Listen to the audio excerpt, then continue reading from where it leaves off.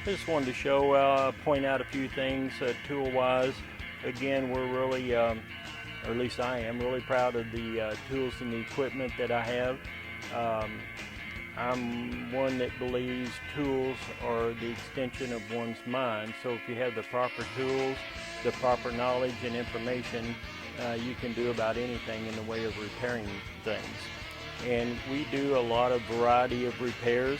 In this case, we just got through replacing some metal brake lines on a vehicle that had rusted out, and we have the tools to crimp, flare, and bend these metal lines to where it looks like they came out factory when we put them back. So again, that's another service that we do. Some shops don't like to deal with stuff like that, but there's not too much here that we turn away. Every mechanic has a fair amount of tools. We have a lot of specialty tools that allow us to do particular jobs that some people can't do. And this is just a few of the things we have in the drawer that are actually specialized tools, sockets, wrenches that allow us to achieve service on a wide variety of cars and a wide variety of the type of repairs we do on them.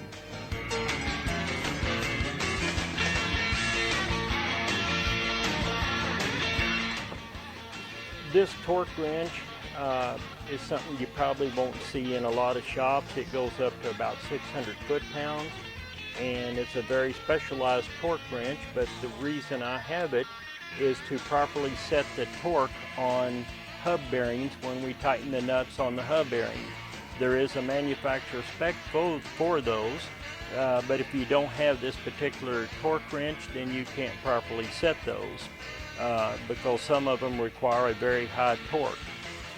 And again, this is a very special tool. It's approximately $1,000, and a lot of guys, if you don't have a strong want to make sure that you're doing the job properly, they'll skimp on some of these things and not put them in the shop. But again, we do have that, and even when it comes down to the very simple items of properly removing an oil filter or dealing with coolant hoses, again, we have some very specialized pieces of equipment that allow us to do a very good job when we're dealing with even what seems to be a simple task on a car. This cart, we experience a lot of overheating problems with cars, and the tools on this cart are designed to help diagnose and find coolant leaks and overheating problems with the car. And again, just some more of the specialized tools and equipment that we have to properly identify the car problem before we start replacing parts on the car. One thing a mechanic hates is a broken bolt, rusty bolt that breaks and it's hard to remove. This tool is a magnetic heat inductor. It'll actually heat up parts for us without a flame that allows us to remove a part that might otherwise break.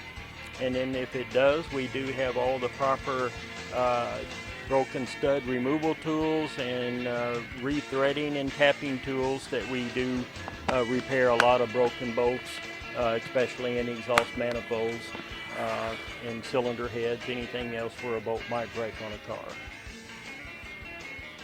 We just recently added in the shop area a large screen to where we can display repair information and wiring diagrams, and then as you can see, there's a wiring diagram up for a particular car we're working on now, and this is for the instrument cluster circuit.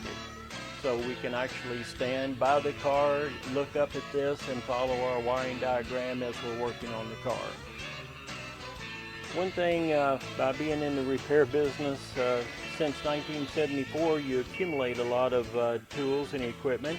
And believe it or not, there's a lot of them that we still have to pull out that have been in a cabinet for many, many years. We do have some older vehicles that customers have restored that require some specialized tools dating back to the 50s. And we do have some tools and equipment for those. And we most certainly have up to the date stuff where it gets right up to the 2015 and 2016 cars.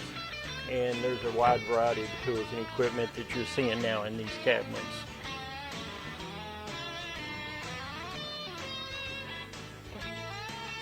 And again, this is to allow me and the mechanics involved on your car to do the job correctly, properly, and efficiently.